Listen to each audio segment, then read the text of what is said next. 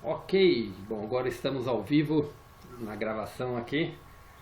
Vamos começar o nosso estudo de hoje, continuando a carta 6. Hoje a gente vamos ser mais... Hoje é a semana que vem, né? Semana que vem a gente encerra o estudo da carta. Essa carta que mexe profundamente, né? Como Cristo fala, ele tratou bastante de assuntos internos, né? Assuntos sobre... Falando bastante do Criador, falando bastante do ego, da purificação, e agora ele vai entrar em assuntos terrenos, né, que é quebra de crenças mesmo, principalmente relacionadas à parte de religião, né? Mas vamos lá, vamos fazer nossa oração, vamos entrar em conexão com toda essa egrégora. Espera que está entrando alguém aqui. Ah, é a Regina, entrou. Regina, boa noite, seja bem-vinda. Estamos começando exatamente agora. Vamos fazer a oração agora. Entrou no horário certinho. Obrigada, boa noite a todos. Bom, então vamos lá, vamos fechar nossos olhos. Respirando fundo algumas vezes para silenciar nossos pensamentos. 3 respirações bem profundas já é o suficiente para a gente aquietar bem.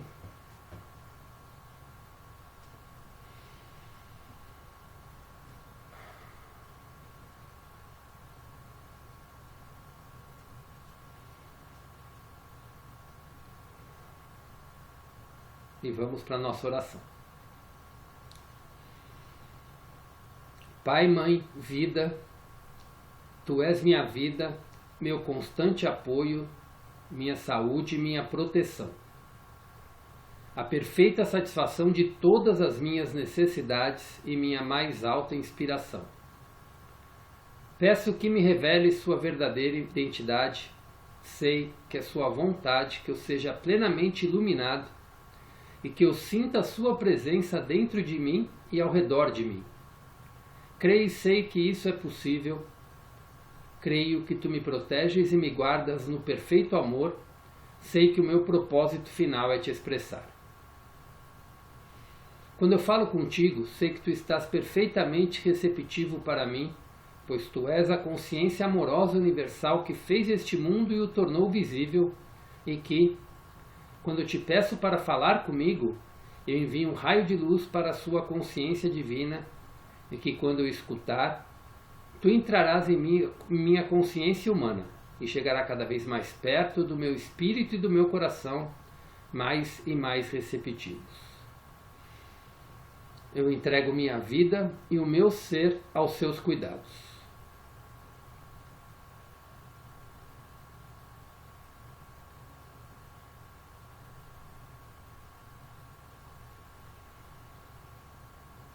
Vamos respirando fundo e aos pouquinhos vamos voltando.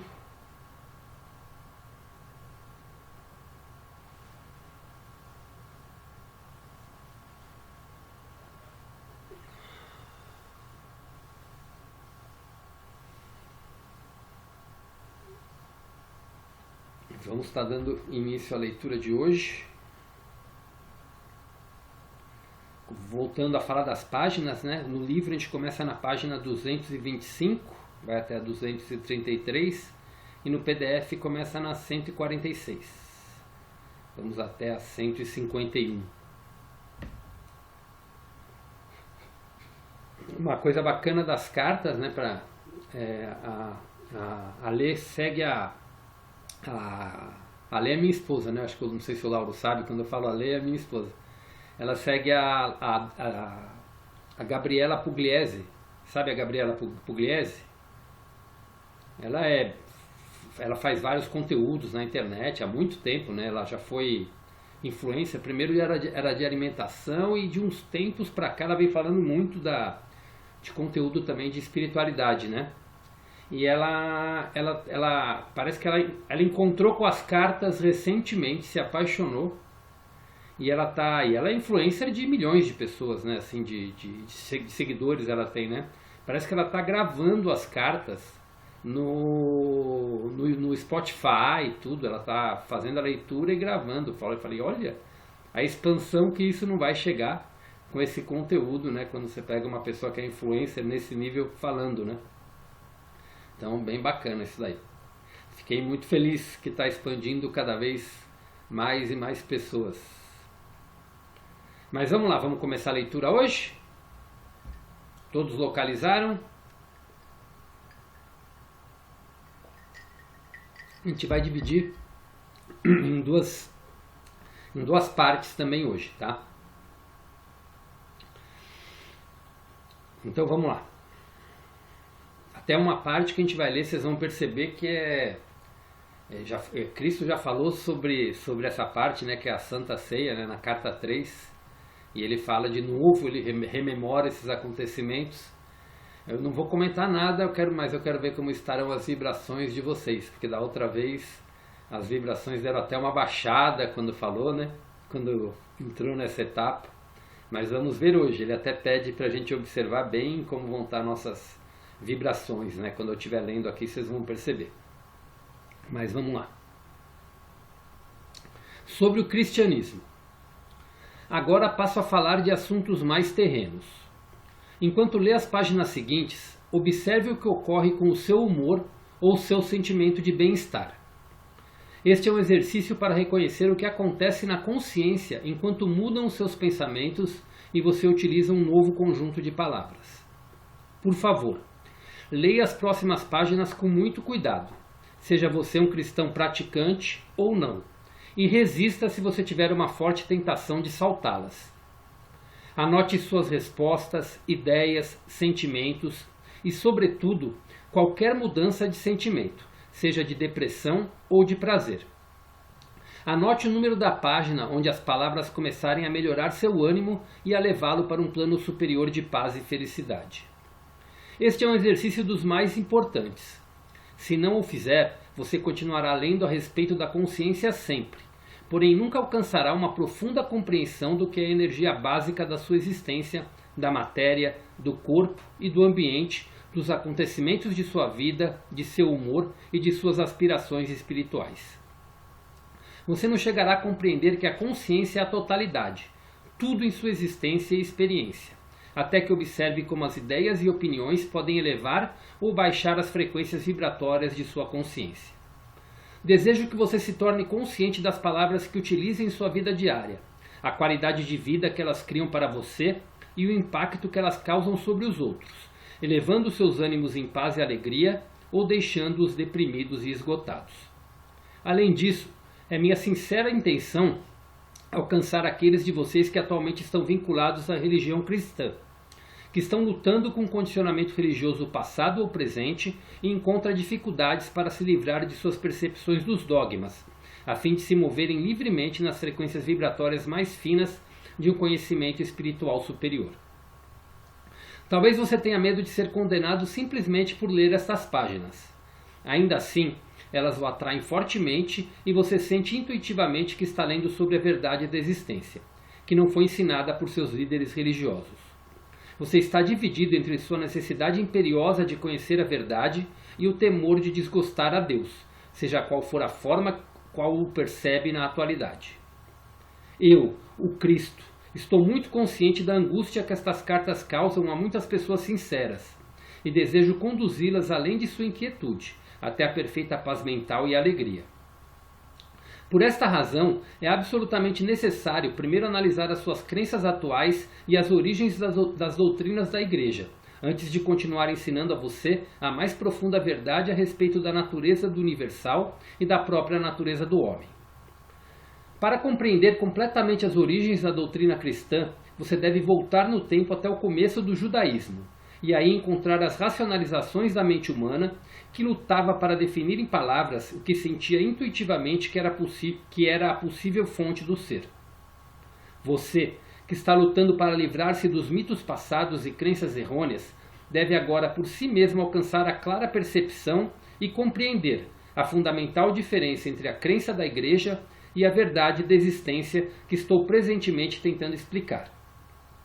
Enquanto não puder discriminar a origem e a forma de suas crenças atuais, você não será capaz de liberar-se completamente das ilusões de seu condicionamento religioso passado. Você terá um pé aqui, outro lá. uma posição perigosa para se estar.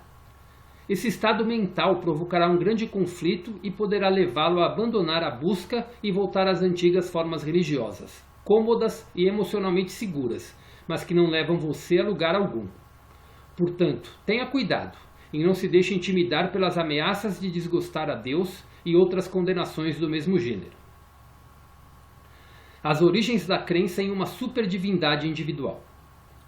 Começaremos com uma descrição das origens da crença em Deus, um nome que tem significado muitas coisas diferentes para a humanidade.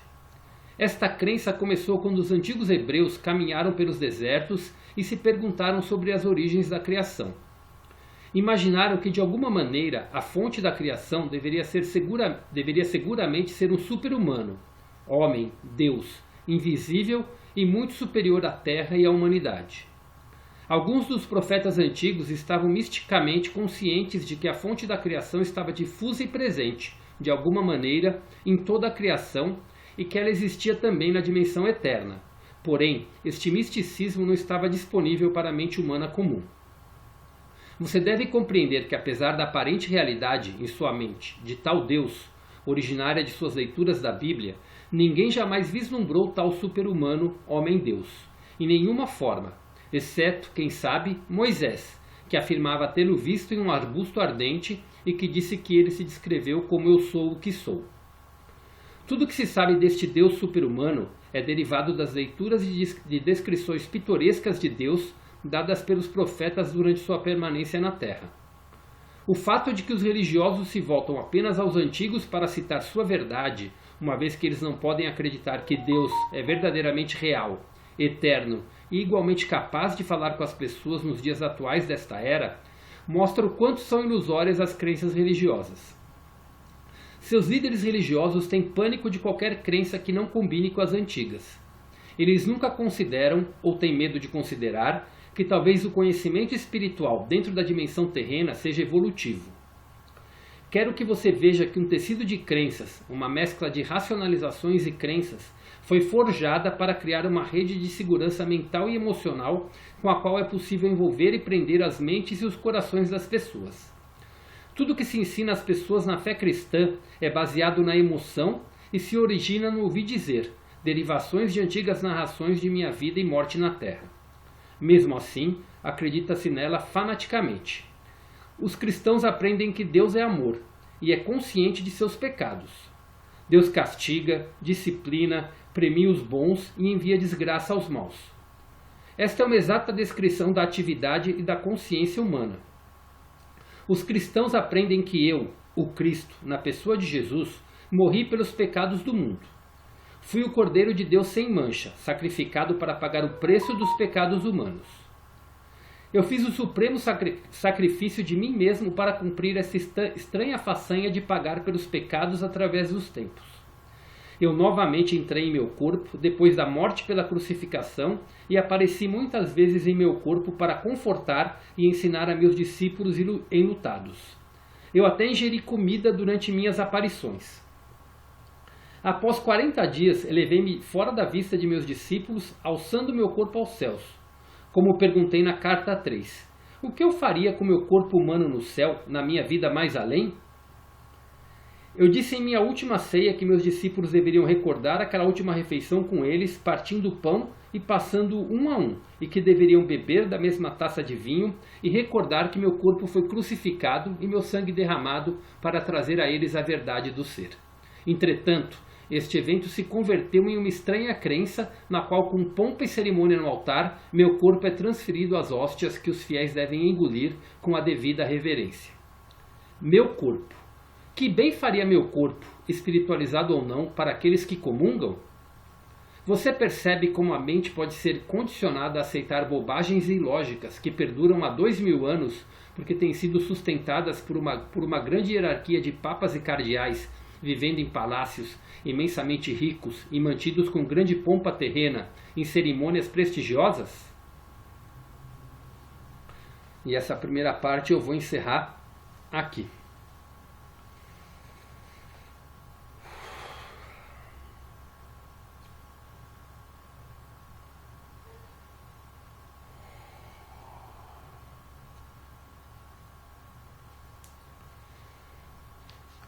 esses últimos 4 parágrafos, 5, eu vou estar relendo ainda na próxima leitura, que vai dar introdução a toda a parte da Santa Ceia. Mas agora vamos começar a conversar um pouquinho. Pelo jeito a internet da Janete e da Giovana caiu, né? Elas saíram. A internet dela estava falhando bastante hoje. Quem gostaria de começar, fica à vontade. Deixa eu silenciar aqui meu celular, que ele está fazendo barulhinhos e me desconcentrando. Vamos lá, pronto. Ô Christian, uma pergunta, acho que é uma dúvida que eu tenho. Por que os religiosos, né, os padres, por que eles colocam Deus como uma pessoa, como um ser que castiga, que maltrata? Entende? Eu não consigo entender isso. Por que eles colocam isso? Para que isso? Tudo a Bíblia, ela foi assim, a Bíblia como a gente conhece hoje, na realidade, ela foi escrita 300 anos depois da morte de Cristo, tá? Escrita não, ela foi colocada, né? Porque os evangelhos realmente existem, tá? Então existia o Velho Testamento, né, que tinha todas aquelas descrições, e esse Deus vingativo, na realidade, ele vem lá do Velho Testamento, tá? O que se coloca hoje em dia, quando você começa a estudar a fundo sobre espiritualidade, vendo outros sites e pessoas que são profundamente estudiosos desses escritos da Bíblia, né? Do Antigo Testamento eu estou falando, tá? Depois eu falo um pouquinho do Novo. Na realidade, existiam seres que eles definem como anjos caídos, né? Que é um termo até muito usado.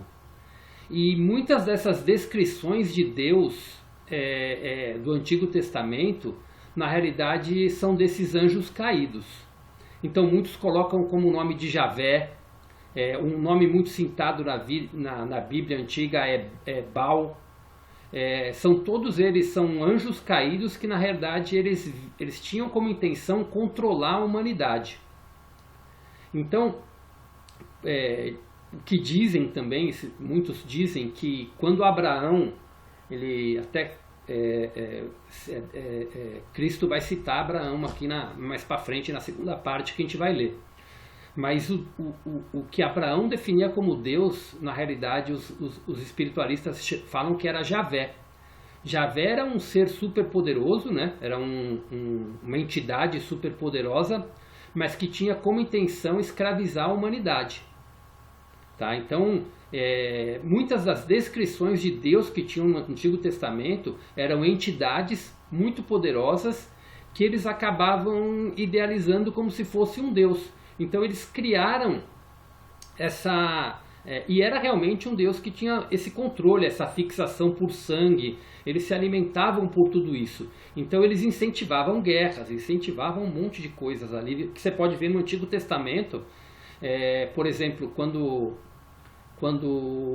uma passagem que é bem conhecida, quando os judeus chegam ali na Terra Prometida, né? Deus ordena que eles matem todos aqueles povos, né, que eram os donos da terra, porque os judeus eram o povo escolhido de Deus, que os judeus eram os escolhidos de Deus. Então quer dizer, como assim um Deus que ordena matar, que manda matar, que mata crianças, né, como é descrito lá até naquela parte da fuga dos israelitas, né, quando matam os filhos dos egípcios, né, para que os judeus possam estar fugindo de uma forma tranquila, né? Tem toda uma descrição, né, dos acontecimentos ali na fuga dos egípcios também, que a gente vai falar aqui também na leitura agora da Santa Ceia, um pouquinho disso. Então você percebe que é uma coisa totalmente... que você vê que não... Pô, como assim Deus ordena, né? Se Deus está dentro de nós e Deus é o pai de todos, né? Como assim ele ordena que mate os filhos e escolhe o filho preferido, né? Então, toda essa descrição que existe no Velho Testamento, esse conflito que existe, na realidade ali eles criam a imagem de um Deus. E os antigos tinham essa coisa da imagem muito forte, porque a maior parte do povo, né, tirando, como o próprio Cristo cita aqui, aqueles que eram místicos mesmo, né, os grandes profetas, eles não tinham, eles criavam, na realidade, um Deus à imagem e semelhança do ser humano, como Cristo coloca aqui, né? Os cristãos aprendem que Deus é amor e é consciente de seus pecados. Deus castiga, disciplina, premia os bons e envia desgraças aos maus. Esta é uma exata descrição da atividade da consciência humana. Tá? Então, continuando a resposta tua, quando Cristo veio, ele mostrou toda a verdade da existência, ele trouxe a verdade. E os discípulos dele, eles deixaram, não só, existem mais do que aqueles 4 evangelhos que foram publicados na Bíblia, que são os evangelhos de João, de Marcos, de Mateus e de... João, Marcos, Mateus e... Fugiu... Lucas, isso. Aqueles foram os 4 evangelhos que foram publicados. E mesmo esses 4 evangelhos, principalmente o de João, todos os que viveram muito próximo de Jesus, eles escreveram muitas coisas referente aos verdadeiros ensinamentos de Cristo. Tanto que hoje tem um livro que você consegue comprar pela internet, porque foi encontrado na década de 40, não sei a data precisa, vários evangelhos que estavam perdidos. Foi encontrado numa tumba, num lugar muito secreto. Diz a lenda, né, diz o que dizem, é que alguns seguidores de Cristo, eles começaram a ser perseguidos depois da morte dele. Todos eles foram perseguidos. Os discípulos foram mortos, tudo mais. E quando incendiaram a biblioteca de Alexandria, um dos principais objetivos naquilo era realmente acabar com esses ensinamentos. Porque tinha o grupo, o Império Romano, na realidade, o que ele queria era o controle da humanidade. E sempre todos eles foram liderados e inspirados por entidades obscuras, digamos assim, né? E não era interesse desses seres que a humanidade se libertasse. Cristo veio para a principal função de Jesus, quando ele veio aqui na Terra, né, de Cristo, foi trazer as verdades da existência para mostrar que cada um era, que nós somos deuses, né? Isso é uma das partes que ainda está na Bíblia, mas que a maioria das pessoas não absorvem, que nós somos deuses, que Deus está dentro de nós, o reino dos céus está dentro de nós. Hoje a gente tem consciência, né, não só através das cartas, mas de alguns outros livros específicos, que essa busca, que o reino dos céus não está num lugar externo, que o Deus não está só no externo, Deus existe, está em tudo e está dentro de nós. E quando eles reescreveram a Bíblia, né, escreveram a Bíblia, né, os manuscritos, que é como a Bíblia é hoje, há 300 anos atrás, tudo aquilo que dava poder para o homem, que ele era Deus, que ele era Criador, que a fonte estava toda dentro dele, que dependia somente dele para a sua salvação, que estava dentro dele o poder para acessar o reino dos céus, esse poder que Cristo fala muito aqui nas cartas, todas essas leis, que nós somos criadores da nossa própria existência, tudo aquilo que coloca o homem como co-criador, né, que dá esse poder, eles tiraram desses ensinamentos com o único intuito de continuar controlando a humanidade de alguma forma. Então a religião cristã, ela foi fundada, não foi a intuito de Jesus fundar nenhuma religião. Ele veio para trazer as verdades dele. Então, só que a religião cristã foi criada como uma forma de controle do jeito que ela é hoje, onde coloca como se todos nós precisássemos de um intermediário para conversar com Deus. Então sempre o poder está fora. Então uma das crenças que existe na humanidade, que a melhor definição que eu encontrei é que chama da crença do herói. A gente está sempre esperando alguém que vem nos salvar. Então muitos esperam a volta de Cristo, muitos colocam tudo como um Deus que vai salvar e vai prover tudo isso, quando na realidade a salvação está dentro de cada um. Quando você se purifica, quando você se encontra a sua verdade, você cria a sua própria existência. E por que eles não querem que isso saiba? O dia que a humanidade tiver a consciência de que tudo isso está dentro dela e que ela pode fazer o mundo da forma como ela quer, que ninguém pode ter esse controle desse poder,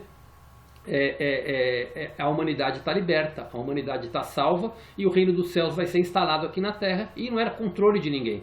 Hoje, se a gente for pensar a sociedade como um todo, quando muita gente fala em Matrix, em sistema controlador, é um sistema que esse sistema controlador sempre existiu de diversas formas, né? Agora, hoje em dia, como a gente enxerga esse sistema controlador? É um sistema que controla as finanças, as religiões, controla toda a forma de trabalho como ela é hoje. A humanidade ela continua, só que hoje aparentemente livre. Mas se você for pegar a vida da maioria das pessoas, você percebe que de liberdade não tem nada. A maioria da humanidade acorda às 5, 6 da manhã para trabalhar, simplesmente para sobreviver. E volta para casa à noite e passa a vida fazendo exatamente isso. E poucas pessoas que realmente aproveitam de tudo isso que essa vida tem aqui. E todo esse sistema controlador está na mão dessas pessoas. E essas entidades que eu falei, elas ainda existem. Elas ainda estão por trás de todos esses controladores humanos que existem aqui no planeta. Tá? Então, a ideia deles colocarem Deus nessa figura é exatamente para colocar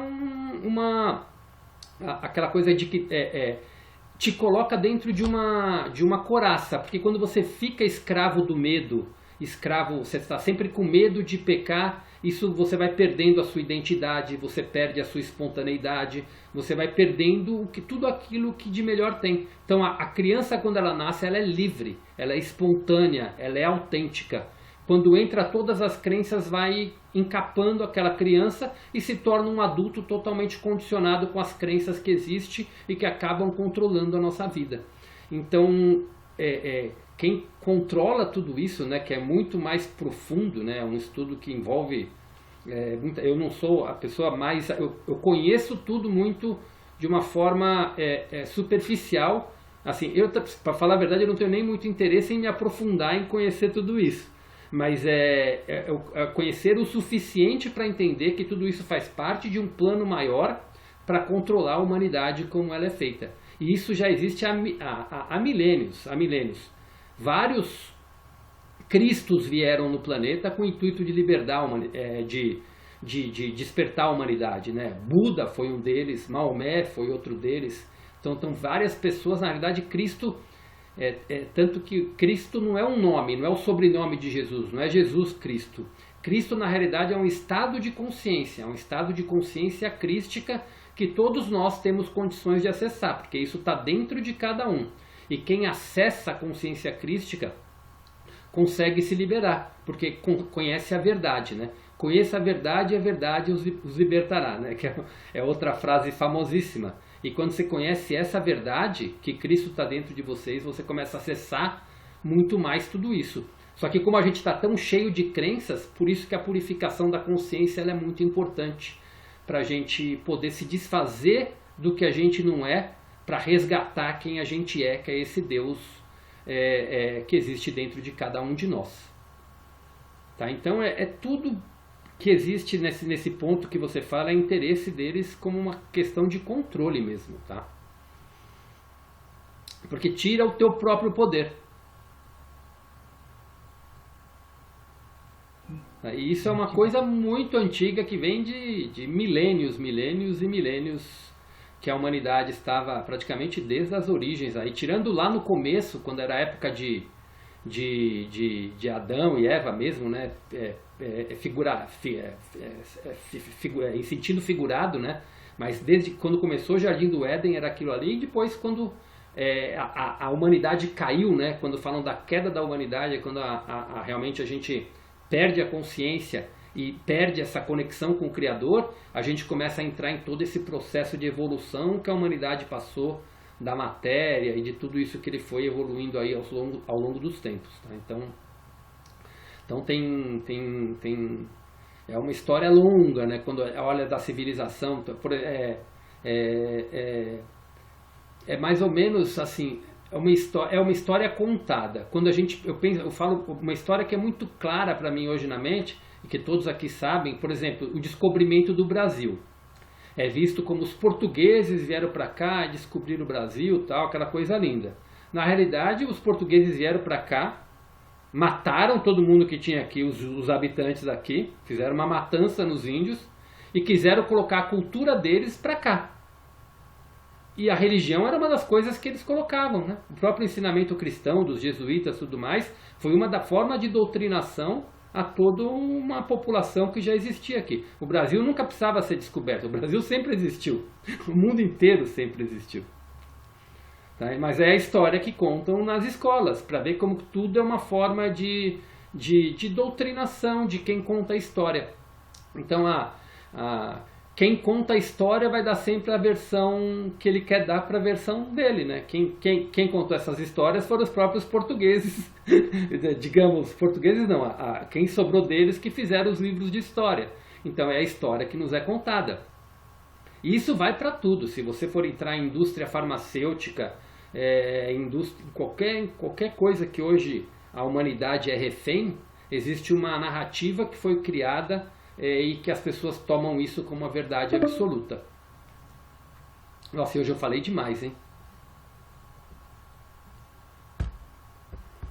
Mas agora podem falar, fiquem à vontade para falar do texto e dessas coisas que eu não sei se alguém já tinha ouvido essas histórias, se alguém quer falar alguma coisinha, fica à vontade aí para falar. Tá? Mas por isso que... eu comentei uma coisa dos evangelhos apócrifos que chamam. Tem vários evangelhos. Tem evangelho de Tomé, tem evangelho de Judas, tem evangelho de Maria Madalena, tem escritos de Maria, tem evangelho de Filipe, tem evangelho o evangelho de João, ele é mais completo, e quando você acha esses evangelhos apócrifos, parece que você está lendo as cartas. Quando você lê o conteúdo dele, eu vi um texto que falaram, um rapaz foi falando de trechos do Evangelho de Tomé e do Evangelho de Filipe. Eu não li ainda, eu estou para comprar esse livro para ler. Mas quando coloca o Evangelho de Filipe e de Tomé, ele fala exatamente isso. Ele fala que quem viu Cristo, na realidade, a função de Cristo não foi de Jesus, não foi fazer o cristianismo. Foi falar para as pessoas que todas elas são o próprio Cristo. Quando você encontra essa verdade, você se torna o próprio Cristo. E quando você começa a viver isso, você se torna o próprio Cristo. Então, essa verdade que foi a mais profunda que Jesus quis trazer para a gente enquanto ele esteve aqui, né? Que Cristo trouxe para a gente quando ele se purificou. Tanto que ele era Jesus de Nazaré, mas quando ele passou pela purificação da consciência nos 40 dias do deserto, ele se tornou o próprio Cristo, ou seja, ele se tornou a consciência crística. Quando você estuda os ensinamentos de Buda, um pouco do que eu estudei, do que eu aprendi, quando Buda se purificou, fala que quando ele atingiu a iluminação, ele atingiu o estado de Cristo.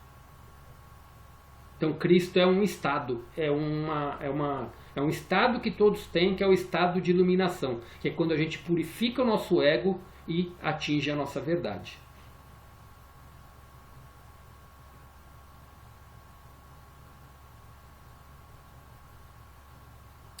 Agora fiquem à vontade para falar, comentar. Mas deu para entender um pouquinho, André? Pelo menos dar alguns insights aí para procurar, né? Mas o assunto ele é muito profundo para realmente estudar, quando você começa a estudar. Christian, ótima explicação, nossa, foi perfeita. Obrigado, imagina, tem muita coisa aí por eu acho que é isso, é o medo que querem colocar aí. Desde criança a gente já é ali, né? Já é moldado, né? Os mesmos ensinamentos. Então, fazer cada vez mais as pessoas terem medo e é isso. E envolve uma série de coisas aí, né? Mas foi ótimo, você explicou super bem. Obrigada, viu? Imagina, obrigado você pelas palavras. Lauro, quer falar um pouquinho? Pode falar.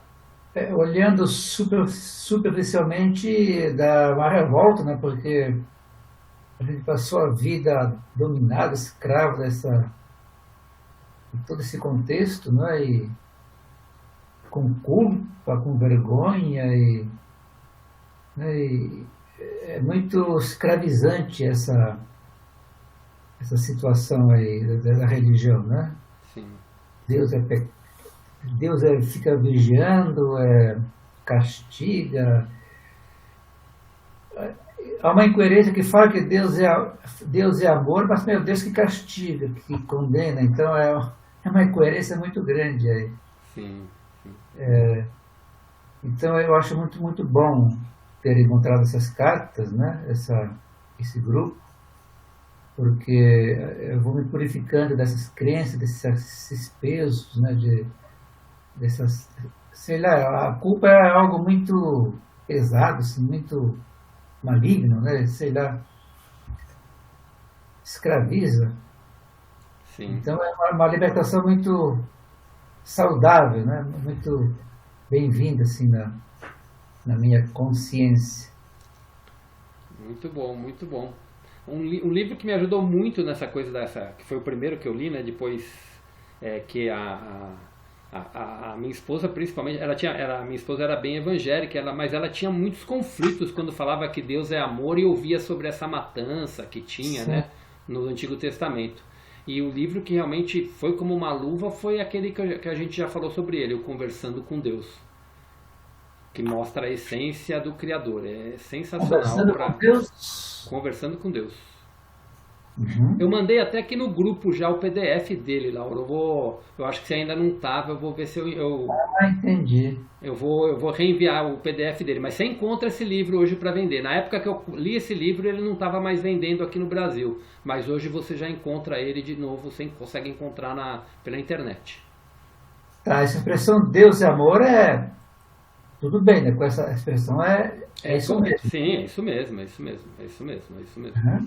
Mas é que cria o conflito quando você fala, peraí, Deus é amor, mas por que ele manda matar? Pois é.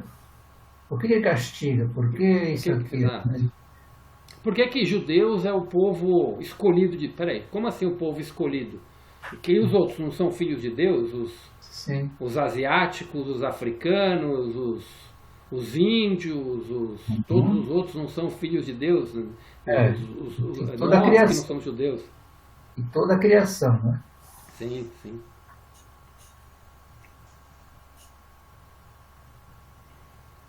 Betinha? Tá quietinha? Cristian, eu acho que eu perdi parte da leitura e eu vou depois ouvir novamente. Mas assim, do que eu já me lembrava, assim, desse trecho, né, de uma forma mais geral, era isso mesmo, né? Essa questão de poder manipular, né, de incutir o medo, e é a forma de dominação e de conseguir manter como é que eu vou dizer, essa verdade deles, né? E eu penso assim, né, que ninguém que vamos dizer assim, principalmente católico, né, que os evangélicos eu já não tenho muito contato, mas geralmente as pessoas católicas, elas de fato não questionam a igreja em nada, né? Sim. Então, as pessoas seguem sem questionamento e, enfim. Então... E até, bom, vai ter uma parte aqui que depois eu comento com vocês, mas a igreja tem muita coisa positiva, claro, né? Sim. Que vai ser falado aqui até no texto, na continuação, por isso que eu não vou entrar nesse tema agora. Mas o que Cristo fala são essas crenças, esses dogmas que precisam ser quebrados. Como aqui a maneira como ele fala. Os cristãos aprendem que eu, o Cristo, na pessoa de Jesus, morri pelos pecados do mundo. Fui o Cordeiro de Deus sem mancha, sacrificado para pagar o preço dos pecados humanos. Eu fiz o supremo sacrifício de mim mesmo para cumprir essa estranha façanha de pagar pelos pecados através dos tempos. Olha como ele coloca, né? Essa estranha façanha. E não vai ser hoje, né? Mas na semana que vem ele fala da verdade em relação ao pecado. Então, não vou... E aí a gente, né? Eu fico pensando assim, ninguém para pensar que Deus não ia sacrificar uma pessoa pelo pecado das outras, não tem sentido, né? Sim. E, então, o seu próprio filho, né? Então... E isso remete se você for pensar, isso remete a Abraão, quando Deus falou para Abraão para matar o próprio filho para provar que ele amava ele, né? Para provar que ele realmente acreditava em Deus. E Abraão quase matou o próprio filho por causa dessa crença. Não matou, falou, não matou, mas aí é onde o que falam que não era Deus. Na verdade, o que ele escutava era Javé, que é um espírito fortíssimo aí de uma entidade, uma entidade super poderosa, mas que atua nessa parte de controle também da humanidade. Eu queria tirar uma dúvida. Então, eu sempre tive na mente, desde criança, uma figura de Deus, um homem barbudo, né? Um ser humano, não é isso? Então, agora, nessa nova consciência, como é que eu devo, quando fecho os olhos e olho para mim, como é que eu devo perceber Deus? É uma energia, uma luz, isso? Essa definição que ele coloca, que Moisés talvez tenha visto, eu sou o que sou, né?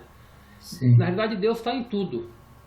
Então, por isso que muita gente, Cristo aqui coloca diversos nomes para Deus. Ele coloca como universal, ele coloca como aquele que deu ser a toda a criação. Na realidade, Deus é pura luz, Deus é energia que faz... Energia, é isso mesmo, né? É assim que eu vejo, né? Isso, é energia. Energia que toma conta dos átomos, moléculas, células, todos os órgãos.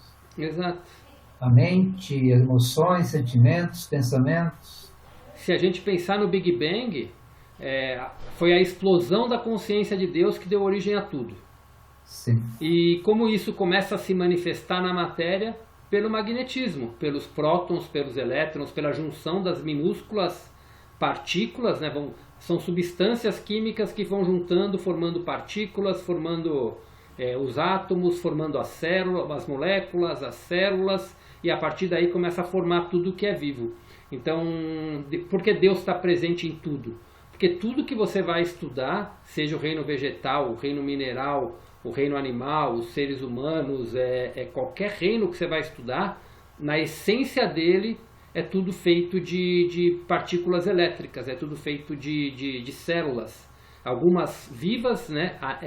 Células vivas, como a que dão origem a tudo que é vivo, ou as células inanimadas que dão origem ao reino mineral. Então, mas tudo é consciência, tudo é uma forma de consciência. Então, isso está em todo lugar. Então, na realidade, Deus não tem uma imagem, Deus está presente em tudo. O próprio Cristo fala aqui, ele falou aqui em algumas leituras atrás que a gente fez, mesmo hoje ele também não tem mais uma imagem, ele é somente luz, ele é como os raios de luz que se espalha para todo lugar. Sim. E se materializa como ele quiser, se ele quiser se materializar, né? Mas é uma densificação muito forte, né? Então hoje ele não se materializa mais, segundo o que ele fala aqui.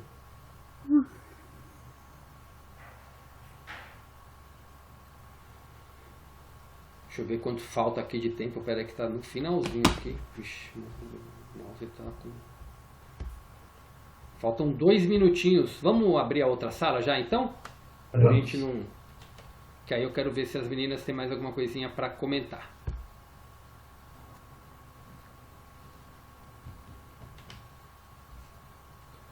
Ok, estamos de volta. A Giovana voltou? Falta alguém. É a Giovana. Ah, tá, a Giovana acabou de entrar. Não sei porque eu achei que ela já tinha entrado. Achei que eu já tinha... vi que ela tinha acessado a mensagem. Aí achei que ela tinha entrado. Então está de volta. Vamos lá. Alguém mais queria comentar alguma coisinha? Ou vamos ler o restante e depois a gente parte para os comentários? Vamos ler? O Christian, só retoma para mim a página, por favor. Do PDF, Beth? PDF. Do PDF a gente vai estar na... Eu vou reler a 147 lá embaixo, porque tem tudo a ver com a Santa Ceia, para a gente entrar na Santa Ceia. O terceiro parágrafo de baixo para cima. Para quem está com o livro, a gente vai reler contando 2, 3, 4, 5 parágrafos desde a hora que a gente parou. Os cristãos, né? Isso. Pode começar? Pode. Então vamos lá. Os cristãos aprendem que eu, o Cristo, na pessoa de Jesus, morri pelos pecados do mundo. Fui o Cordeiro de Deus sem mancha, sacrificado para pagar o preço dos pecados humanos. Eu fiz o supremo sacrifício de mim mesmo para cumprir essa estranha façanha de pagar pelos pecados através dos tempos. Eu novamente entrei em meu corpo, depois da morte pela crucificação, e apareci muitas vezes em meu corpo para confortar e ensinar a meus discípulos enlutados. Eu até ingeri comida durante minhas aparições. Após 40 dias, elevei-me fora da vista de meus discípulos, alçando meu corpo aos céus. Como perguntei na carta 3, o que eu faria com um corpo humano no céu, na vida mais além? Eu disse em minha última ceia que meus discípulos deveriam recordar aquela última refeição com eles, partindo o pão e passando um a um, e que deveriam beber da mesma taça de vinho e recordar que meu corpo foi crucificado e meu sangue derramado para trazer a eles a verdade do ser. Entretanto, este evento se converteu em uma estranha crença, na qual, com pompa e cerimônia no altar, meu corpo é transferido às hóstias que os fiéis devem engolir com a devida reverência. Meu corpo. Que bem faria meu corpo, espiritualizado ou não, para aqueles que comungam? Você percebe como a mente pode ser condicionada a aceitar bobagens ilógicas que perduram há 2000 anos porque têm sido sustentadas por uma grande hierarquia de papas e cardeais vivendo em palácios imensamente ricos e mantidos com grande pompa terrena em cerimônias prestigiosas? Eu quero que você conheça a verdade sobre aquela fatídica noite, a que chamam de minha última ceia. Para maior clareza, ainda que seja doloroso fazê-lo, desci em minhas frequências vibratórias de consciência para entrar diretamente na recordação consciente de meus pensamentos e sentimentos, durante a última refeição com meus discípulos. Ainda que eu fosse um homem forte, iluminado e seguro de que tinha um destino a cumprir que não queria evitar, estava profundamente triste ao começar a refeição, a ceia da Páscoa. Meus discípulos tinham sido meus amigos e tinham ficado ao meu lado em algumas circunstâncias difíceis. Eu estava sofrendo por ter que deixá-los e temeroso por seu bem-estar. O que aconteceria a eles ao ficarem sozinhos, sem a minha orientação e proteção, dependiam de mim mais do que percebiam. Recordei meus anos ensinando as pessoas. Senti uma profunda sensação de ironia ao recordar a minha volta do deserto.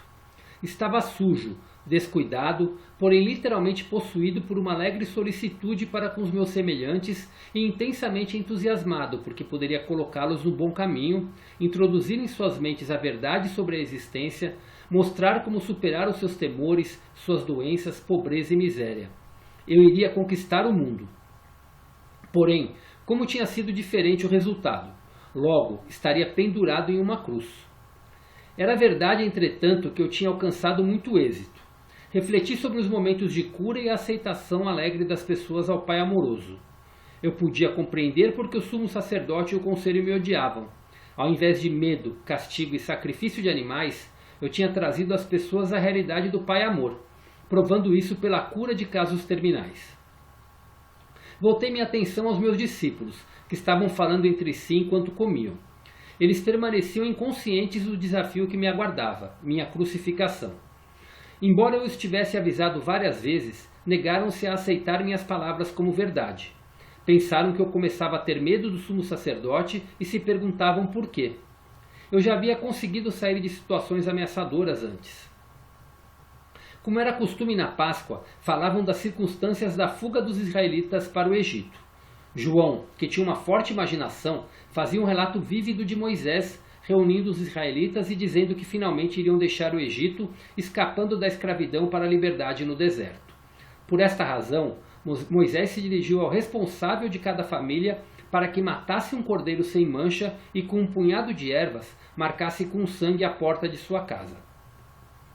Moisés disse que anjos viriam voando à noite, atravessando o Egito, matando os primogênitos de todos os egípcios e o seu gado, deixando somente os primogênitos dos israelitas, que seriam salvos pelas marcas de sangue em suas portas. Enquanto os escutava, vendo seus sorrisos e sinais de aprovação para aquele maravilhoso acontecimento, me dei conta, angustiado, de que pouco haviam realmente compreendido de minha descrição do Pai Celestial. Ouvi as palavras de João sobre sangue, sangue e sangue. Sangue do cordeiro sem mancha, sangue nas marcas das portas, sangue das crianças e do gado egípcios. Como sempre, me espantei com os séculos de preocupação judia com o sangue e brevemente recordei que Abraão esteve mesmo disposto a matar o seu único filho com a intenção de oferecê-lo em sacrifício, porque acreditava que Deus tinha dito a ele para fazê-lo. E logo pensei nos sacrifícios diários de animais no templo. Para mim, todo o conceito de fazer correr sangue como forma de pagar pelo pecado era completamente repulsivo. Porém, fiquei calado e não discuti com os homens. Percebi que suas mentes estavam cheias daquelas tradições, tão sólidas e duras como pedra. Esta foi nossa última refeição juntos, em volta da mesa. Deveria ser um momento de paz entre nós e uma despedida amorosa.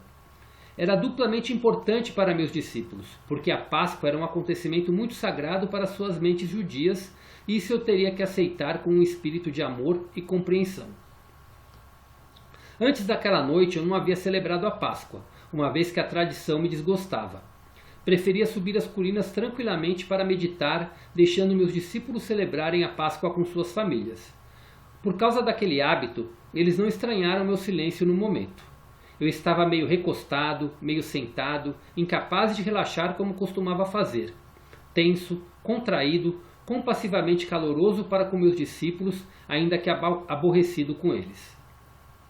Perguntava-me como poderia deixar para estes seguidores sonolentos e confusos um sinal efetivo como recordação, algum ritual que trouxesse de volta às suas mentes confusas tudo o que eu estava tentando ensinar. Eu queria sacudi-los e tirá-los daquela fixação pelo sangue. Enquanto escutava a conversa sobre Moisés e seus atos milagrosos, me ocorreu que se eles estavam tão preocupados com sangue, então eu daria sangue a eles, para que se lembrassem de mim. Inclinei-me sobre a mesa, peguei o pão e parti em vários pedaços, dizendo bruscamente: Eu sou como seu cordeiro pascal. Distribuam este pão entre vocês e peguem cada um a sua parte. Comam e faça isso em minha honra, por ter trazido a vocês a única verdade que o mundo já ouviu. Deixem que este pão seja o símbolo de meu corpo que está a ponto de ser maltratado na cruz. Pararam de conversar e olharam para mim. Vamos, comam, eu disse.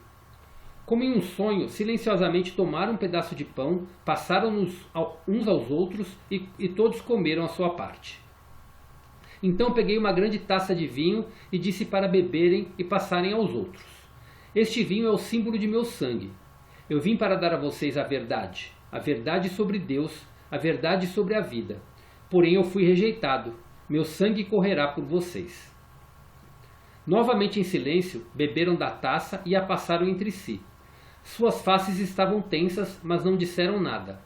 Era óbvio que todos estavam comovidos pelas minhas palavras, que não agradava a eles. Eu sabia que Judas tinha recebido dinheiro para apontar-me aos soldados do sumo sacerdote, quando o momento chegasse. Também sabia que a noite da Páscoa seria aquele momento. Então disse a Judas: Vá logo e faça o que tem que fazer. Judas me olhou longamente e vi a dor e indecisão em seus olhos. Ele estava repensando o assunto, porém o meu tempo havia chegado e eu queria terminá-lo de uma vez. Vá, disse com dureza. Judas levantou-se e saiu da sala. Os discípulos ficaram surpresos pela maneira como eu falava e perguntaram o que Judas iria fazer. Vai dizer ao sumo sacerdote onde me encontrar. Vão crucificar-me, exatamente como eu falei para vocês. Observei com certo cinismo doloroso as expressões de seus rostos. Dúvida, sobressalto, terror. Logo brotou uma torrente de perguntas ressentidas. O que iria acontecer a eles? Eles tinham deixado suas casas e famílias por mim. Se eu fosse crucificado como um delinquente comum, eles perderiam uma vida de liberdade e segurança. Eu então disse que iriam me abandonar. Com veemência negaram tal coisa, mas o fizeram. Estava demasiado cansado para discutir com eles. Eu tinha me tornado tão forte, tão seguro no conhecimento de que o Pai estava em mim e comigo, a todo instante, que eu podia me dar ao luxo de perdoar a deslealdade deles. E ao final de tudo isso, seria liberado de meu corpo e poderia ascender aos reinos de luz, que eu tinha frequentemente sentido, mas nunca visto em plenitude com a visão terrena. Era um pensamento que me trazia profundo consolo e uma feliz sensação de expectativa. Então sorri para eles e disse: é bom que tenham feito o que pedi, em lembrança de mim e de minha morte, que está por vir. Continuem partindo o pão e bebendo o vinho juntos, recordando que sempre os amarei e que ficarei com vocês em espírito até que se reúnam comigo aonde vou.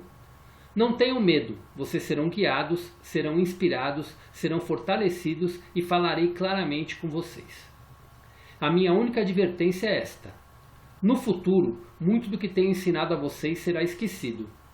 Muito do que disse será descartado pelo pensamento humano ou distorcido pelos mitos humanos. Logo houve pânico e um clamor. Como será isso? Sorri e levantei as mãos. Falo do que acontecerá em um futuro distante. Enquanto isso, sejam fiéis a tudo o que ensinei e não duvidem de nada do que eu disse. Chegou então a hora de ir ao Monte das Oliveiras, o lugar onde os soldados do sumo sacerdote iriam me buscar. Meus discípulos queriam ainda me fazer perguntas, porém eu tinha chegado ao fim do meu discurso para os homens. Eu apenas desejava preparar-me em total silêncio para a minha provação, entrando em espírito em um estado de segura e consistente sintonia e comunicação com o Pai. Caminhamos para o jardim e me retirei para a minha rocha preferida. Sentei-me protegido do vento e envolvi-me na túnica. Fechei os olhos e pouco a pouco senti que entrava em uma grande serenidade de espírito e um poderoso silêncio. Logo, o poder em si desceu, tomando minha mente e meu coração. Preencheu-me com tal amor supremo que eu soube que estava sendo apoiado, sustentado no amor e que poderia manter meu amor por todos, não importando o que me acontecesse. Isso era tudo o que importava no momento em que minha hora havia chegado. Essa é a verdade por trás do partir o pão e beber o vinho em minha honra, de minha vida e meus ensinamentos. E como você que está lendo esta carta sabe, tudo que meu Pai me revelou em minha última noite na terra se cumpriu. Como eu falava do Pai, do Filho e do Espírito Santo, a Igreja decidiu no Conselho de Nicéia que eu me referia a 3 pessoas em uma. Consequentemente, as pessoas rezam ao Pai para pedir benefícios, imploram ao Espírito Santo para que os instrua espiritualmente e rezam ao Filho para salvá-los de seus pecados. Você pode ver o quanto as crenças são terrestres e humanamente concebidas? Graças ao sentimentalismo e à promessa de uma viagem gratuita ao céu nos calcanhares do Salvador, as crenças tornaram-se uma estrutura religiosa humanamente concebida para consagrar o império da Igreja dentro dos impérios terrenos. Roma, Áustria, Espanha. As crenças foram o pretexto para a tortura sistemática, a morte na fogueira e a execução dos dissidentes. Elas também inspiraram as guerras entre nações. Porém, a percepção espiritual e a criatividade também surgiram de algumas dessas crenças e contribuíram muito para a existência nesses 2 milênios. Essas crenças motivaram a construção de catedrais e igrejas, monastérios e conventos, dando às pessoas um propósito estável, a habilidade de expressar seus dotes artísticos e fornecendo trabalho para os menos talentosos. Elas também permitiram a milhões de consciências acessarem os reinos mais elevados de belos pensamentos e amor. Além disso, foram o ímpeto por trás do misticismo e a iluminação das almas espirituais que chegaram a ver a realidade que estava oculta por trás das crenças. Enquanto tudo isso se passava, as crenças também criaram as condições para o desenvolvimento de hierarquias de superioridade religiosa com imensa pompa e riqueza. Estes são edifícios criados com os impulsos do ego, concebidos pelo ser humano e, portanto, totalmente falsos de um ponto de vista espiritual. E a leitura de hoje a gente vai encerrar aqui.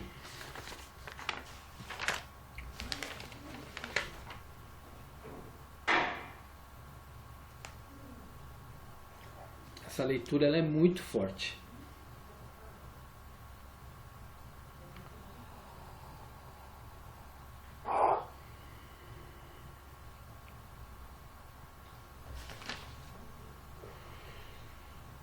Podem ficar à vontade para comentar sobre o primeiro trecho que a gente leu e sobre essa continuação.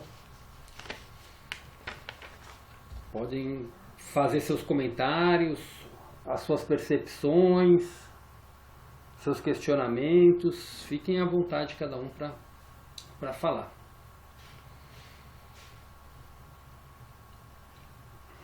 Meu corpo vibra dos pés até a testa. Foi até difícil para ler no final, tamanha como estava tremendo no corpo de vibração, mas deu certo.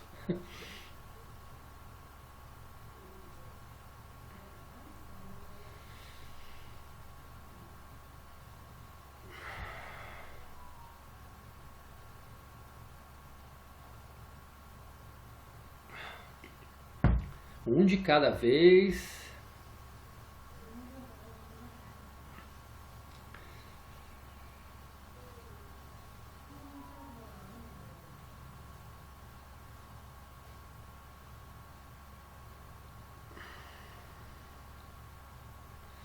Janete, pode começar, Janete. Você está com vontade de começar? Como que você percebeu, hein, Cris? Eu vi sua mão indo assim pro mouse e eu falei, a Janete quer falar, tá na dúvida se fala ou não fala. Eu estava comentando aqui com a Janei que Deus é uma frequência, né? Sim. É uma frequência. E que Judas também, ele tinha que fazer esse papel, né? Sim. Se não fosse ele, seria, segundo falam, né? Alguém ia fazer esse papel. Se não fosse ele, seria outro. Né? Então, mas ele era segundo dizem também, ele foi uma alma preparada para fazer o que ele veio fazer aqui, né? E ele se arrependeu profundamente. Né? O próprio Cristo aqui já relata no olho dele, né, que ele ia se arrepender do que tinha feito, e tanto que Cristo até ordenou para ele fazer. Né? Então o papel que ele fez era um papel que tinha que fazer. Inclusive nos evangelhos apócrifos tem o evangelho de Judas também, falando muita coisa sobre a vida de Jesus, né? Me fala uma coisa, como tem o evangelho de Judas e ele se enforcou em seguida? Quantos anos depois é esse evangelho? Ele, assim, as datas precisas não tem, mas tem muitos deles escreviam mesmo, eles iam escrevendo enquanto Cristo estava vivo. E acho que ele não se enforcou logo na sequência, ele passou um tempo para se enforcar, né? Eu não sei as datas precisas, né? Mas ele passou um tempo remoendo aquilo, acho que para se enforcar, e acho que ele deixou muita coisa escrita nesse miolo do caminho. Né?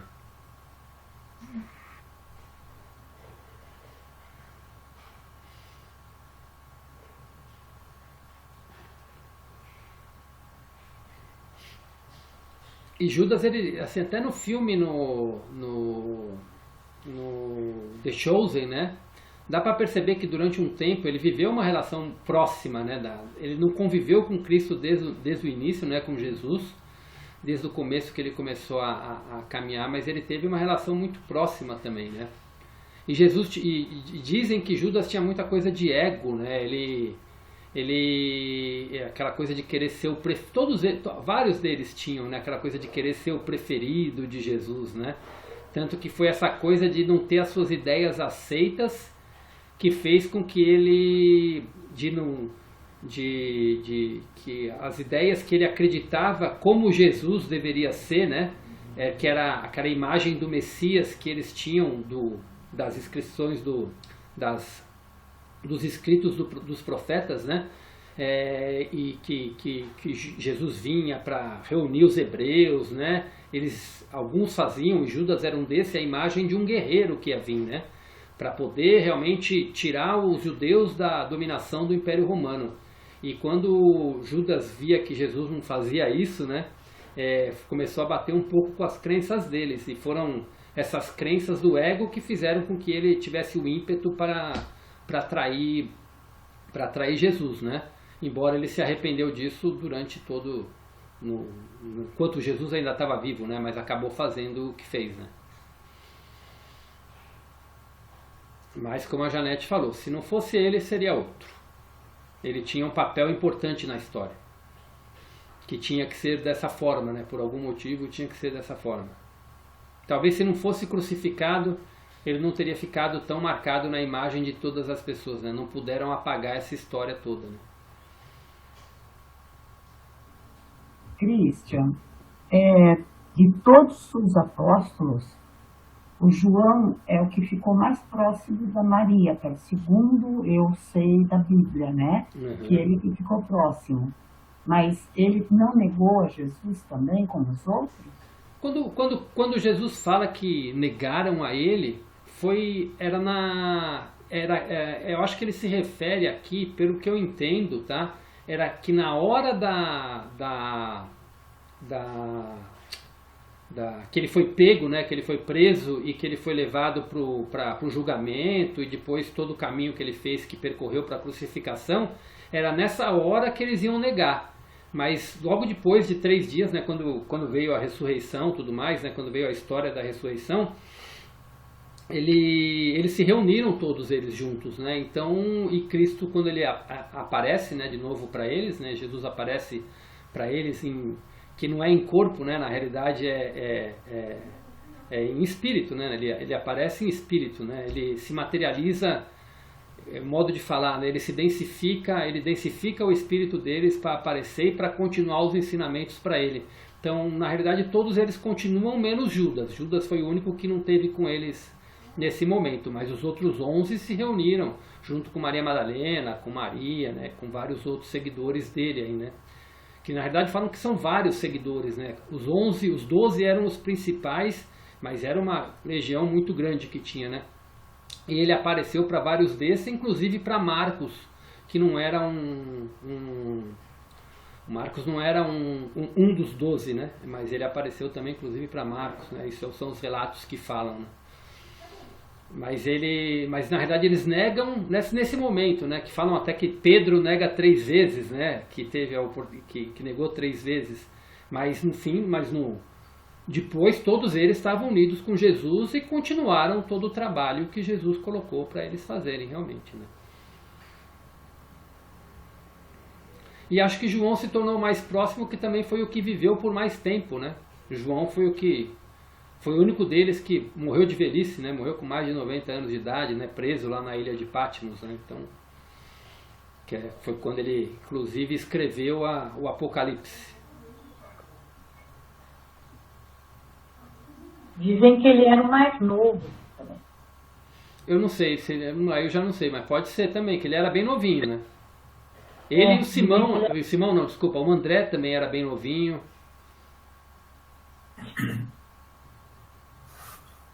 Pelo que a gente você fala assim, a gente reza tanto, eu falei, eu trabalho tanto com a chamatrina e assim, é uma coisa assim que funciona para mim. Então eu acho que a gente cria algumas coisas em cima do que eles inventaram, sei lá, e funciona, porque é a fé, né?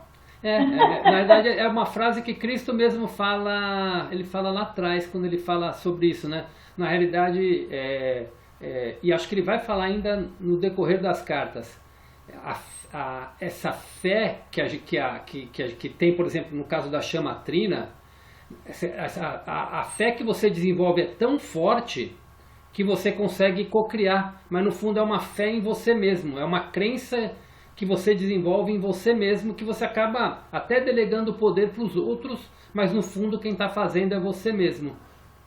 Tanto que Jesus fala, no momento das cartas, eu não sei se a gente já leu ou se vai ler ainda, mas ele fala que a fé que as pessoas têm nele, né, na pessoa de Jesus, ela é boa, E isso realmente ajuda as pessoas porque acaba desenvolvendo uma fé interior muito grande de que as coisas vão acontecer. Mas o que faz a coisa acontecer não é porque você acredita nele, é porque você acredita que as coisas vão acontecer. Então você desenvolve uma fé que as coisas vão acontecer e por isso você cria isso. Então é no caso da chama trina também. Você desenvolve uma fé tão grande que você acredita que as coisas vão acontecer, que as coisas vão acontecer. Mas no fundo, as coisas estão acontecendo porque você acreditou que ia acontecer. Então e é isso que Cristo fala, que a gente não tem que ter nenhuma muleta. E nem ele fala que nem eu mesmo posso ser a sua muleta. Você tem que ter a fé no seu poder de criar. O resto tudo é matéria, é crença. Então a única coisa verdadeira em tudo isso é a fé que você tem de criar. Então é esse ponto que ele coloca sempre. Então tem gente que, por exemplo, tem muita fé em cristal, muita fé em incenso. E na realidade na realidade é você que está criando tudo. Então por isso que ele fala, não tem apegos materiais, não tem apegos em nada. Porque na realidade é a sua fé que vai fazer as coisas acontecerem. É a sua crença, é o que você acredita. O que você acreditar, é a frase que tem na Bíblia, no que você acredita, naquilo se tornará. Então no que você acreditar de verdade que vai acontecer se você tiver uma fé cega que isso vai acontecer. Quando fala fé cega é acreditar entregar realmente para o poder da criação. E quando você entrega para o poder da criação, na realidade você está entregando para você mesmo, para o seu eu superior, para o seu eu divino e para esse contato com a criação, e você acaba criando. Então por isso que muita gente tem essa, como você falou, né, a fé na chama trina. Na realidade ele faz com que você tenha uma fé interior muito forte. E é onde que Cristo fala aqui. A percepção espiritual e a criatividade também surgiram de alguma dessas crenças e contribuíram muito para a existência nesses 2 milênios. Então é onde as crenças, é onde a própria religião acabou sendo algo positivo. Porque embora acreditou-se em muitas coisas que eram mitos, mitos religiosos, digamos assim, isso fez com que você desenvolvesse uma fé muito grande, que as pessoas desenvolvessem uma fé muito grande nessa divindade. E algumas pessoas que conseguiram atingir um estágio superior acabaram enxergando além do que os dogmas da igreja falavam. Deu para entender, né, o ponto, né? No fundo, essa é uma fé tão grande que a gente acaba acreditando no nosso poder de criar, inconscientemente.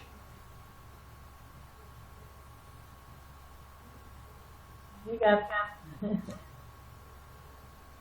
Mas obrigado por colocar, que é importante esse ponto aí, né? E no fundo é onde Cristo fala que é a parte da igreja que realmente fez tudo isso perdurar nesses 2000 anos e ajudou a sociedade a evoluir, porque acreditava em algo maior, mesmo que fosse um mito do bem, digamos assim, né?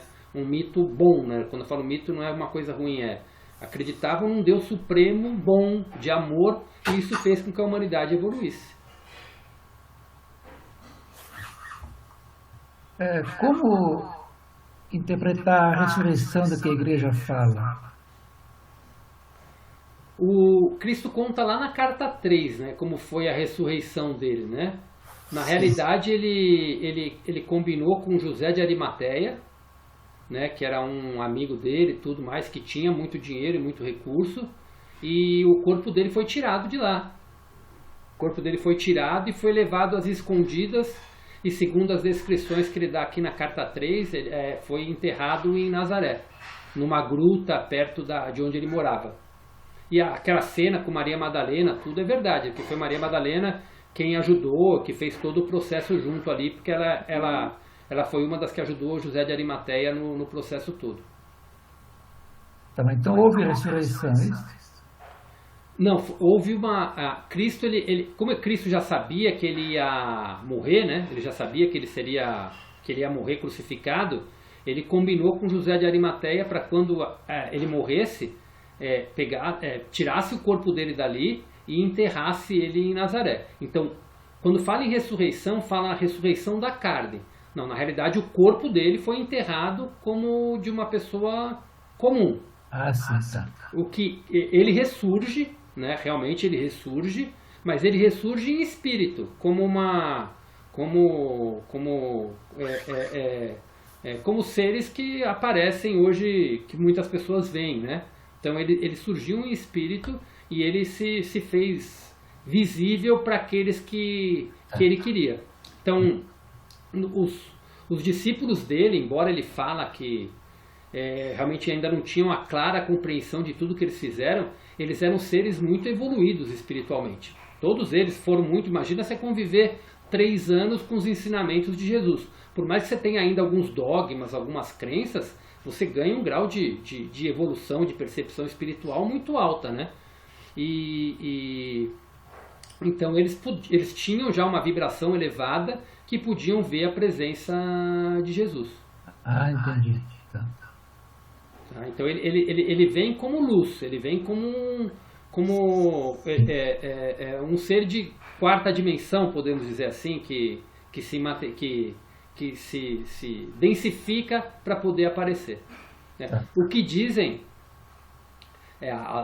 o que falam, né, é assim, por exemplo, tem muitas civilizações intraterrenas hoje que convivem com a gente no planeta, que são civilizações de 5ª dimensão. As pessoas que estão que têm um nível de percepção mais elevada, quando esses seres querem, eles conseguem se densificar ao ponto dessas pessoas enxergarem. Tanto que tem muitos médiuns que enxergam várias entidades e vários seres, né? Então, o que Cristo fez, na realidade, foi exatamente isso. Foi o corpo dele espiritualizado, né? Na verdade, ele tinha um corpo de luz, né? Um corpo que ainda se materializava, modo de falar, né? Não como matéria, mas como luz que poderia enxergar. Tanto que ele até comenta na carta 3, aquela história que Tomé botou os dedos na minha ferida de ver para crer, é um disparate, isso é uma invenção, tipo, é um absurdo, aquilo não existiu, né? E também não comeu, né? Que também não comeu, ele não precisava de comida. É isso que ele fala, que é uma das... Ele até sentava com eles nas refeições, assim, podia até estar sentado ali enquanto conversando, mas não precisava se alimentar, não precisava de nada disso.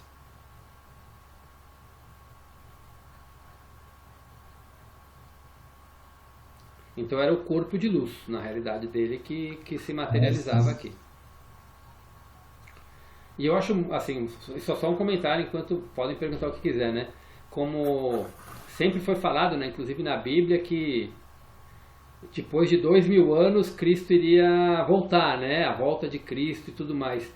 E é impressionante como nesses anos que a gente vem passando aqui, nos últimos 50 anos, apareceram esses evangelhos apócrifos, veio a canonização das cartas, e isso em todas as religiões. A volta de Cristo, quando a gente pensa na meditação Vipassana, né, que eu comentei com vocês, aquela meditação foi recriada na década de 40 e de 50, que foi quando começou todo esse movimento da volta de Cristo, porque foi pego os ensinamentos de Buda original e fizeram todo e começou a ressurgir todos os ensinamentos de Buda na sua essência, né, que é de onde vem a meditação Vipassana, né? Então tudo isso tem a ver com a volta de Cristo em todas as vertentes, né? A volta da consciência crística, independente de quem seja o profeta aqui na Terra, né? Se é Jesus, se é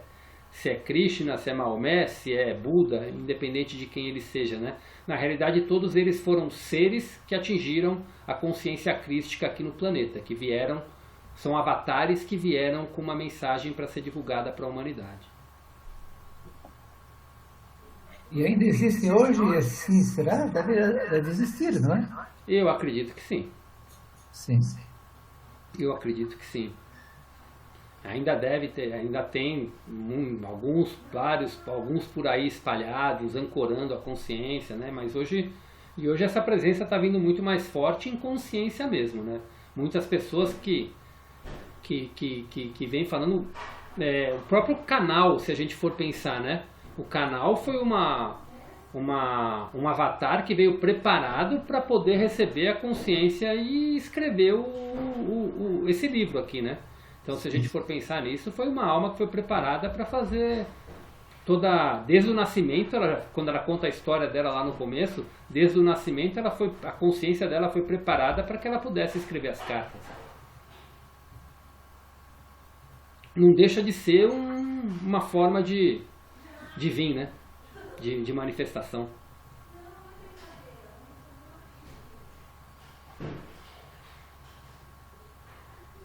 Regina, não falou nada hoje, Regina?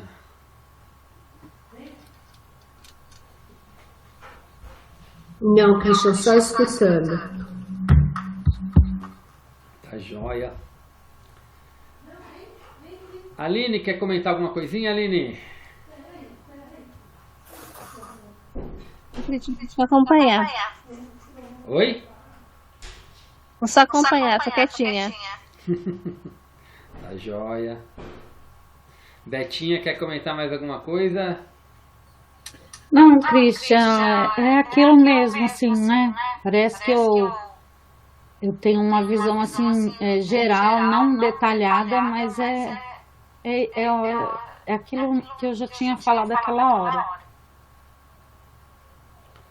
Ok. Andréia, quer comentar mais alguma coisinha também?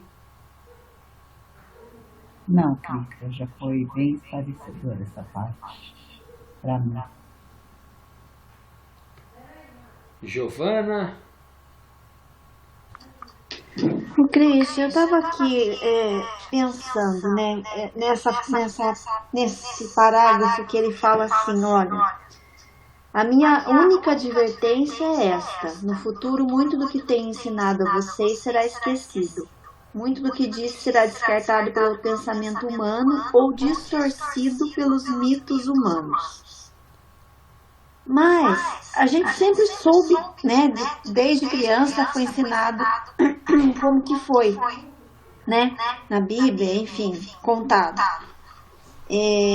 Você acha que já está muito distorcido hoje? Repete, você acha que o quê? Que está muito distorcido mesmo, assim, porque ele fala assim, olha, a minha única advertência é essa, no futuro... Muito do que tenho ensinado a vocês será esquecido. Muito do que disse será descartado pelo pensamento humano ou distorcido pelos mitos humanos. Já está muito distorcido? Já, sabe, é isso que eu não... me veio essa dúvida, assim. Hoje, muitas pessoas já estão encontrando essa verdade. Mas se você for pegar ao longo da história dos últimos... 2000 anos, assim, se você pensar, quais foram os principais ensinamentos de Cristo que foram ocultos? Que Deus está fora e não dentro de você. Esse é o principal, se a gente for pegar. Verdade. Esse é o principal. Verdade. A outra é a crença no pecado, que você tem que sofrer para pagar pelos seus pecados. E na realidade... Isso é uma própria... porque os ensinamentos originais... Isso aí eu ouvi esses dias e, nossa, fez total sentido. Os ensinamentos originais, eles estavam escritos em... nossa, me fugiu a língua, não é em hebraico. Era em hebraico que estava? Ou estava em... Aramaico? Estava em aramaico, eu não lembro qual que foi a língua. São as línguas que já nem existem mais, são sânscritos, aquelas línguas... originais, né, que foram escritos. E a tradução da palavra que veio dar origem ao sofrimento, ao pagar pelos pecados, na realidade não era pagar pelos pecados, é uma palavra que leva a você ter que mudar a consciência. Então, quando você comete um erro, você não precisa ficar sofrendo pelos pecados que você cometeu e pagar pelos pecados, que isso te traz muita culpa. A culpa traz medo e te aprisiona. Então você não faz o que tem que fazer. Na realidade, o ensinamento original era que você errou, você está aqui para errar. Você tem que aprender com o seu erro e mudar a sua consciência, que é o verdadeiro significado de perdão, na realidade. O perdão não é você... O perdão é você entender o que aconteceu e prometer para você mesmo que não vai mais repetir aquilo. Isso é uma mudança de consciência. Então é isso que é o importante. O perdoar não é tipo você aceitar o outro, aquela coisa do engolir, não, é a mudança de consciência. Então é aprender com os seus erros. Errar faz parte da experiência humana.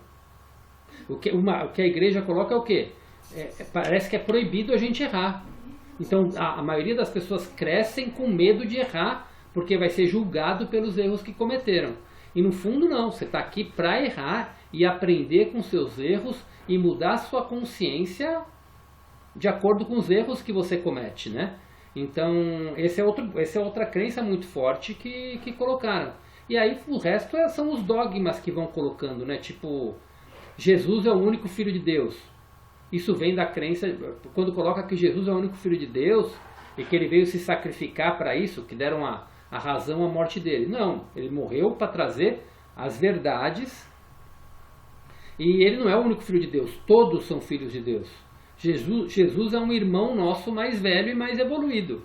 Ele é uma alma mais antiga, ele é um espírito mais antigo que viveu como nós vivemos, que atingiu a iluminação e que ascendeu hoje praticamente nas mais altas dimensões que existem. Mas que ele veio para cá para mostrar para a gente exatamente o caminho. Que se a gente seguisse o que ele ensinou e praticasse os ensinamentos dele, todos nós poderíamos chegar nesse patamar. Que nós seríamos salvos. Não existe alguém que vai nos salvar. Cada um é responsável pela sua própria salvação. Então, se você pegar, são poucos ensinamentos que eu falei aqui para vocês, mas se você pegar, é um alicerce de todas as verdades. E quando você dá o poder para uma pessoa para ela se salvar, o poder para uma pessoa para ela criar a vida dela, você deixa de ser escravo de qualquer um, você não se escraviza por isso. Por que muitas pessoas, por exemplo, a história o da África do Sul lá, me fugiu o nome dele, do apartheid, como é que ele chama? Mandela, exatamente. Mandela, ele tudo que ele fez quando ele foi preso, ali o estado que ele criou ali, foi praticamente um estado de iluminação que pode fazer muita coisa positiva, tá? Então é um dos exemplos que uma pessoa que consegue se interiorizar e se iluminar de determinada forma pode mudar e transformar todo o estado de um povo, quando uma pessoa atinge esse estado de iluminação. Então imagina uma humanidade inteira com essa consciência de que ela pode atingir esse estado de iluminação. Você transforma todo mundo, você transforma pelo amor, você não vai aceitar mais submissão nem escravidão de ninguém, acaba a competição. Você não precisa do dinheiro para nada, você não precisa de ninguém te controlando, você não precisa de ninguém te governando, porque a humanidade atinge o estado de liberdade, então você acaba com tudo isso. Então por isso que esses ensinamentos poucos são os principais, mas é a essência do que Cristo veio ensinar. A essência do que Cristo veio trazer é: Deus está dentro de nós, nós somos deuses e tudo que eu fiz vocês podem fazer. E por mais que isso está escrito na Bíblia, ele está escrito, mas não é falado do jeito que tem que ser falado. Porque isso te devolve todo o poder. Então é esse ponto desses ensinamentos que foram distorcidos pelo pensamento humano. Então tudo que está escrito na Bíblia é verdade, quase tudo é verdade, mas é distorcido e só ficou aquilo que era conveniente. Tudo aquilo que colocava Jesus como homem e que tudo que Jesus falava que dava o poder para os seres humanos de que eles eram deuses foi o que foi retirado. E é o principal conteúdo desses evangelhos que foram encontrados proibidos e é o conteúdo também aqui das cartas. Se a gente for pegar, é isso. Entendi, ótimo. Super entendido, obrigada. Nada, que isso, imagina. Então essa é a principal distorção.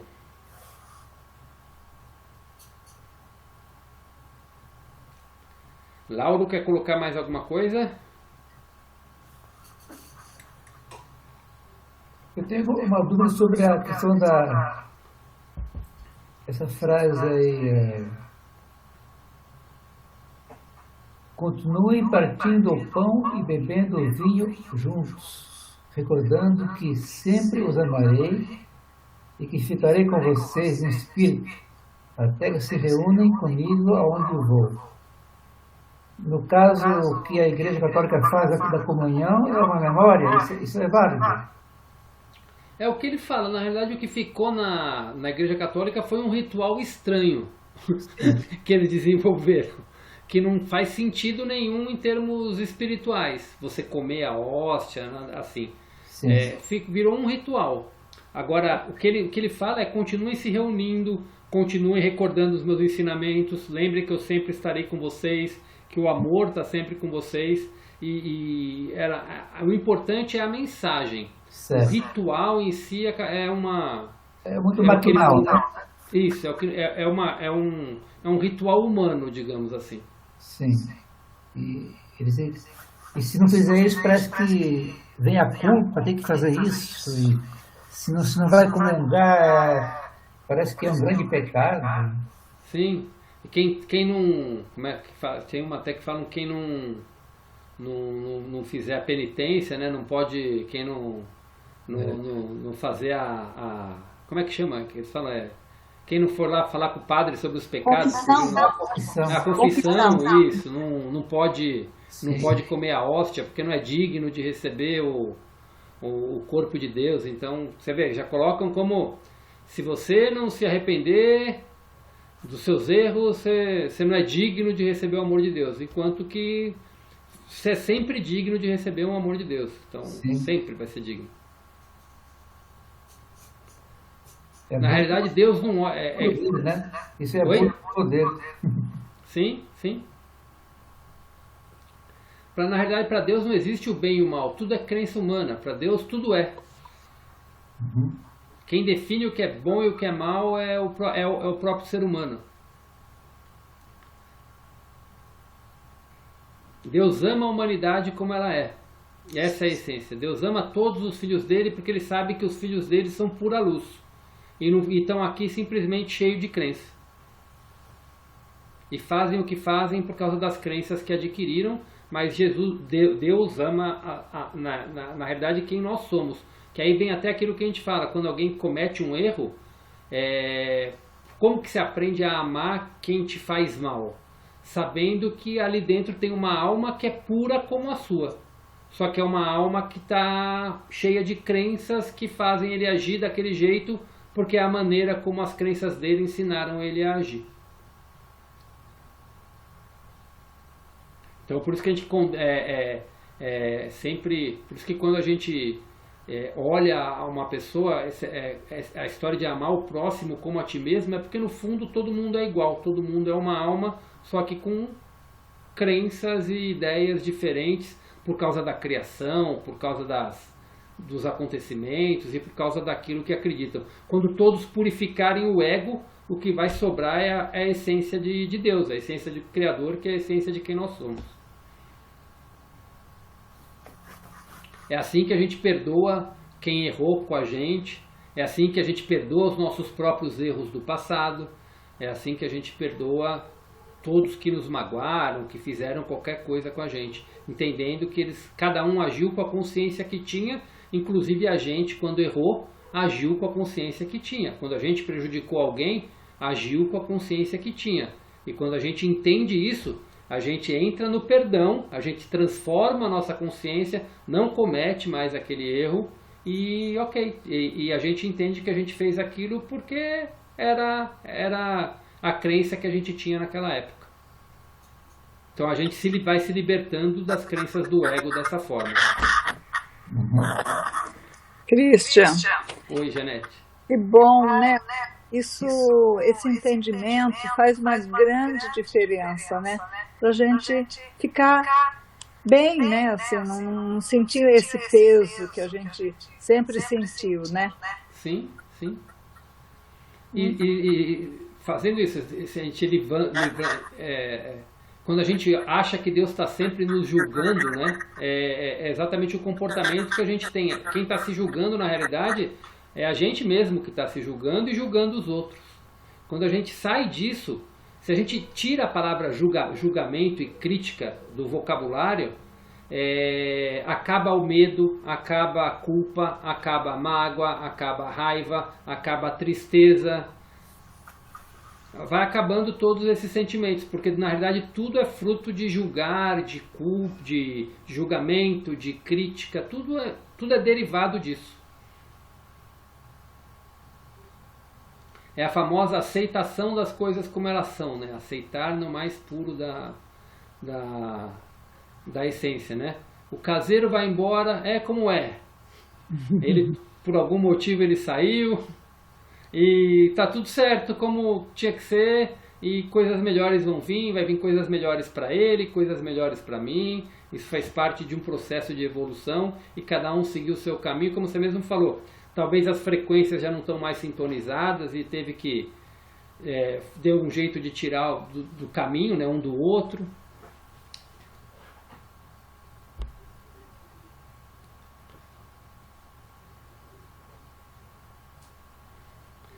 Alguém quer comentar mais alguma coisinha? Fique à vontade. A Janei só fica cochichando para a Janete e a Janete fala, né? Como que você sabe disso? Eu só vejo você assim, ó. Olha lá, Janei falando, lá, buzinando. Olha, a gente comentou bastante essa aula, viu? Mas está sendo muito boa mesmo. O Christian. A Beth e o Lauro, que são professores, ia falar, vamos parar com a conversa paralela aí. Christian, na verdade, eu li antes isso, antes da gente entrar aqui, eu e ela já comentamos tudo aqui. Mas então tem que compartilhar com a gente. Tem que compartilhar, aqui. Só as duas não valem. Mas está batendo tudo com o que a gente está falando agora. Então. Se soubéssemos diferente, teríamos feito diferente, né? Vamos. Isso que é uma coisa legal de falar. Você falou um ponto que eu sempre gosto de deixar claro. Aqui, no fundo, eu estou falando coisas que são a minha verdade, digamos assim, a maneira como eu estou lendo as cartas. Tem gente que vai ler e vai ter um outro entendimento. E é legal trazer o que está entendendo até para poder chegar na real verdade, digamos assim, né? Ou no melhor entendimento que a gente pode ter, né? Não existe verdade absoluta, né? Deixa eu ver quanto tempo falta aqui.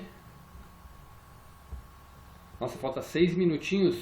Alguém queria fazer mais algum comentário para a gente passar para os finalmente? Ou por hoje estamos... Pode falar, Betinha. Cris, eu estava aqui pensando, né? Nossa. Ai, como o mundo seria bom se a grande maioria das pessoas já tivesse essa consciência, né? Sim. Eu acho que tanta coisa já poderia estar melhor, né? E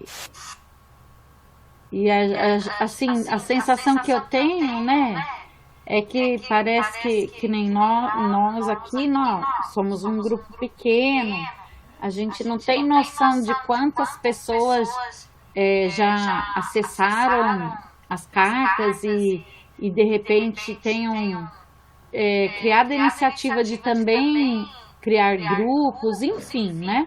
Sim. Mas dá a impressão ainda que é uma grande minoria, né? Sim. Então, eu acho assim, eu vejo isso dessa forma, assim, que daqui a um tempo, né? Eu acredito, antes das cartas eu não tinha essa visão, mas hoje eu penso que tudo vai caminhar, tudo vai melhorar, né? E Sim. que essa consciência vai se expandir e que tudo faz sentido, né? Essa questão do planeta em regeneração, enfim, tudo está fazendo sentido, uma coisa com a outra. Sim. Nós estamos num período de transição, né? Exatamente isso, Sim. um período de transição. Sim. Mas muito bom, gratidão por trazer esses comentários, Betinha. Vamos fazer o encerramento então? A gente tem 4 minutinhos, eu acho que é bom a gente se despedir já, para a gente entrar no nosso silêncio, porque no final não vai dar nem tempo da gente falar tchau. Então, gente, obrigado. Uma excelente semana para todos nós. Uma boa semana. Gratidão, Cristian. Gratidão. Obrigada, Cristian. Gratidão. Boa noite a Gratidão. todos. Mas não é pra gente sair da sala, hein? Vamos fazer a nossa meditação agora, hein? Então vamos lá, vamos entrar no nosso silêncio, respirando fundo. E cada um à sua maneira, seja através de oração, seja através de emanação de luz, emanação de energia, emanação de frequências. Vamos emanar toda essa energia crística, tudo aquilo que a gente recebeu hoje, que a gente possa estar reverberando aí para todo o planeta, para todos os seres, para o reino animal, para o reino vegetal, para o reino mineral, para o reino dévico, para todo o planeta, para que comece esse reino para o reino dos céus, esse reino de luz, esse reino de paz e amor possa entrar no coração e entrar na realidade de toda a nossa existência, para que venha trazer a paz no mundo, o amor, a luz, a clareza. Então vamos lá, cada um à sua maneira, vamos fazer nossa oração, nossa meditação, para fazer toda essa emanação.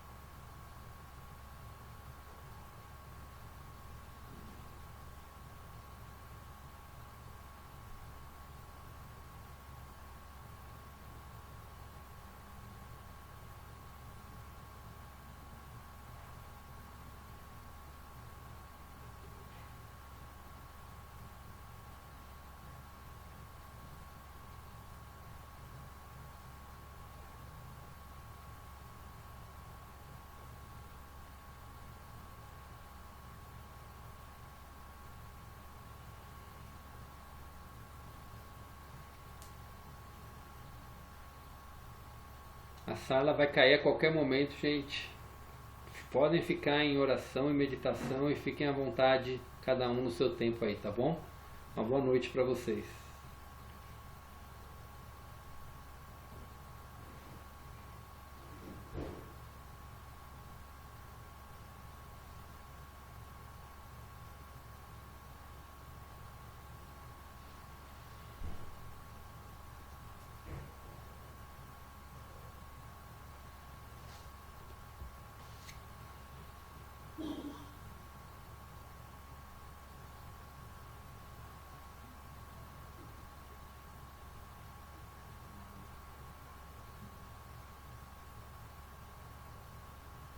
Thank you.